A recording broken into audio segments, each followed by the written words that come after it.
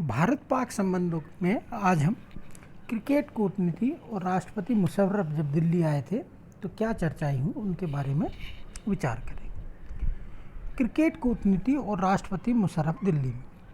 Cricket के बहाने भारत आए पाकिस्तानी राष्ट्रपति परवेज़ मुशर्रफ के तेवर इस बार बदले हुए से लग रहे थे। मुशर्रफ ने 3 दिन के तूफ़ानी दौरों में भारत के साथ कश्मीर मसले पर असहमति के बावजूद दोनों देशों के बीच संबंध सुधारने और विश्वास बहाल करने के विभिन्न उपायों को लागू करने की मंशा जताई। अप्रैल 2005 को दिल्ली के हैदराबाद हाउस में प्रधानमंत्री डॉक्टर मनमोहन सिंह तथा राष्ट्रपति परवेज़ मुशर्रफ ने साझा बयान में घोषणा की कि शांति प्रक्रिया को अब वापस नहीं मोड़ा जा सकता और आतंकवाद को शांति प्रक्रिया की राह में आड़े नहीं आने दिया जाएगा। मनमोहन सिंह और परवेज़ मुशर्रफ के बीच बातचीत की कुछ ठोस प्रगति हुई, जिस पर दोनों देशों ने अपना आइडियल रुख अपना रखा था। जो प्रमुख मुद्दे इस प्रकार हैं।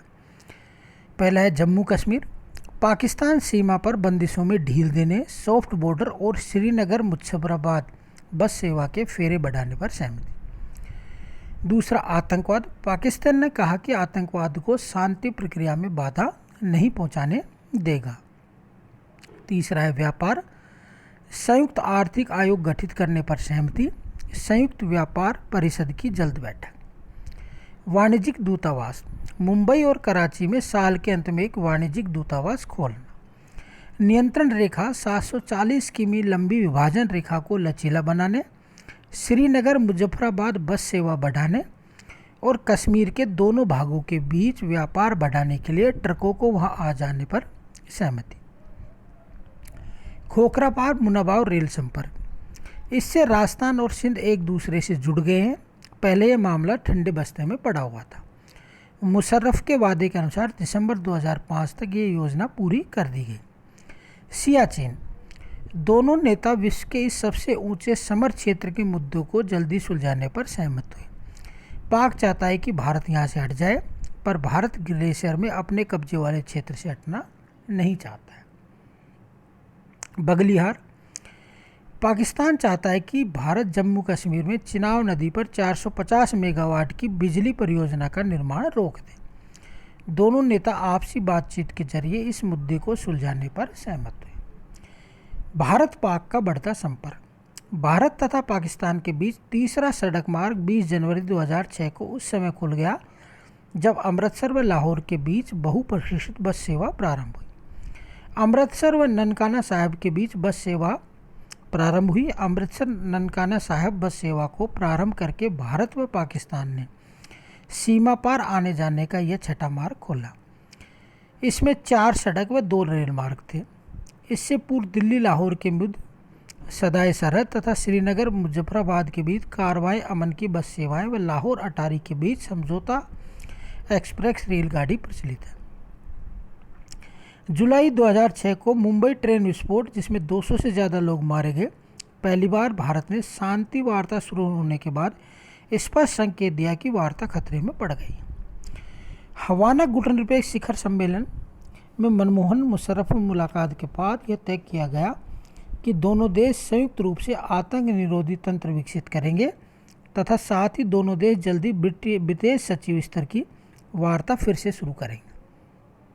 मनमोहन ने मुशर्रफ से साफ कहा कि यदि पाक सीमा पार आतंकवाद रोकने के कदम नहीं उठाएगा तो भारत के लिए शांति प्रक्रिया फिर शुरू करना मुश्किल हो जाएगा।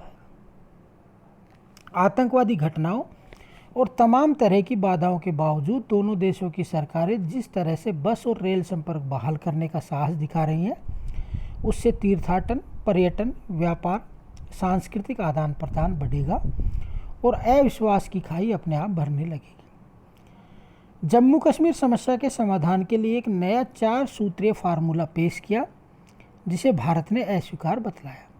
अपने 4 सूत्रीय फार्मूले में कश्मीर की सीमाओं में कोई बदलाव न करने, वहां से सेनाएं न हटाने और दोनों देशों के संयुक्त निगरानी तंत्र के अंतर्गत वहां स्वशासन व सीमाओं का नियंत्रण रेखा को अप्रशासनिक बताने की बात मुशर्रफ ने की थी, जिस पर कोई सहमति नहीं बन पाई।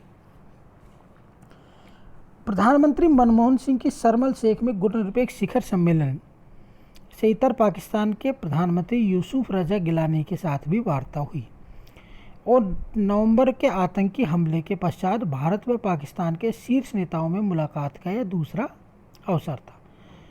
द्विपक्षीय वार्ता के पश्चात जारी साझा बयान में बलूचिस्तान को भी शामिल किए जाने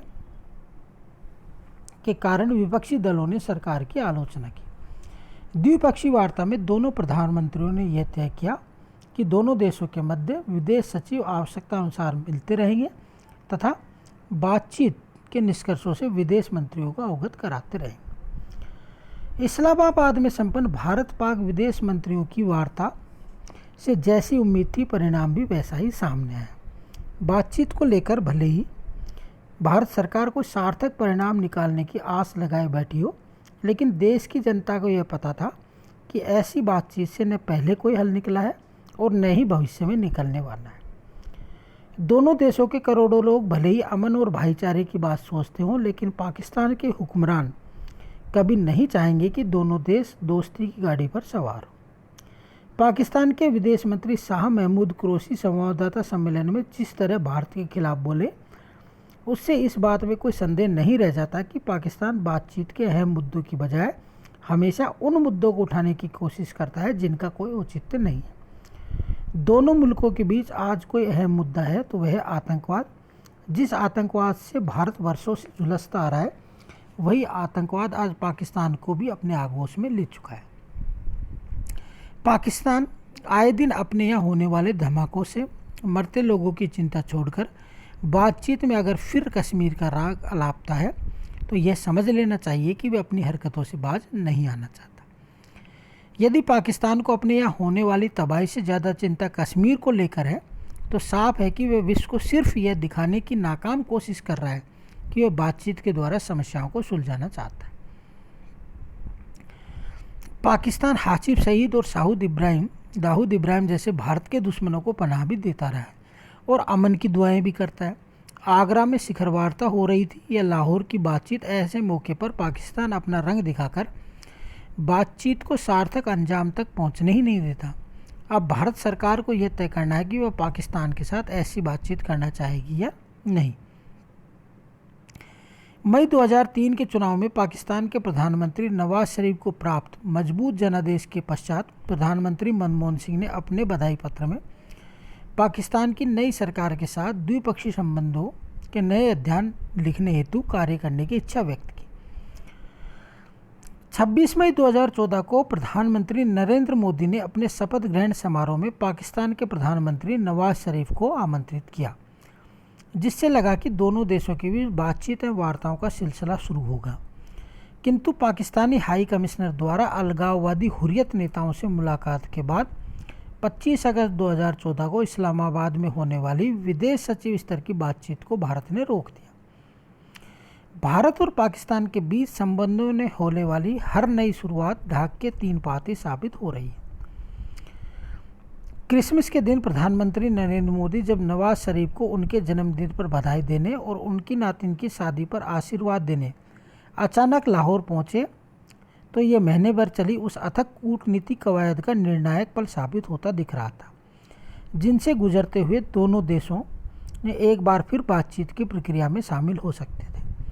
किंतु हफ्ते बाद ही नए वर्ष का यह उत्साह एकदम चकनाचूर हो गया जब सीमा पार से सशस्त्र आतंकवादी पठानकोट के वायुसेना ठिकाने में घुस गए।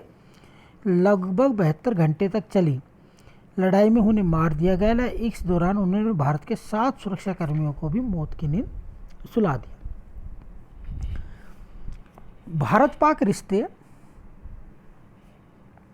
इस समय अघोषित युद्ध की हालत में।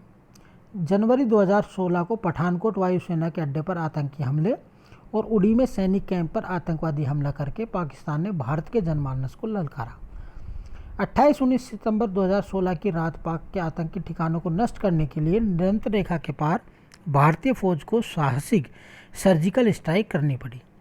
इसके बाद भारत ने अंतर्राष्ट्रीय मंच पर पाकिस्तान को अलग थलग करने की नीति अपनाई। प्रधानमंत्री मोदी ने इस्लामाबाद में आयोजित किए जाने वाले सार्क सम्मेलन में जाने से इनकार कर दिया। आज भी पाकिस्तान प्रतिदिन सीमा पार से आतंकी भेज रहा है जिनका भारतीय बीएसएफ सामना कर रही है और दोनों देशों के राजनीतिक संबंध टूटने के कगार पर है। पाकिस्तान हमारी सरहदों की कमजोरियों का भरपूर दोहन करता रहा है और हमारी आंतरिक सुरक्षा की खामियों का लाभ उठाकर यह उग्रवाद भड़काता रहेगा। इसका कारण यह है कि पाकिस्तान की भारत संबंधी नीति पूरी तरह फौज नियंत्रित है, इसलिए पाकिस्तानी फौज को सक्रिय रूप से शामिल किए बगैर किसी तरह की शांति की कोई कोशिश कामयाब नहीं होने वाली।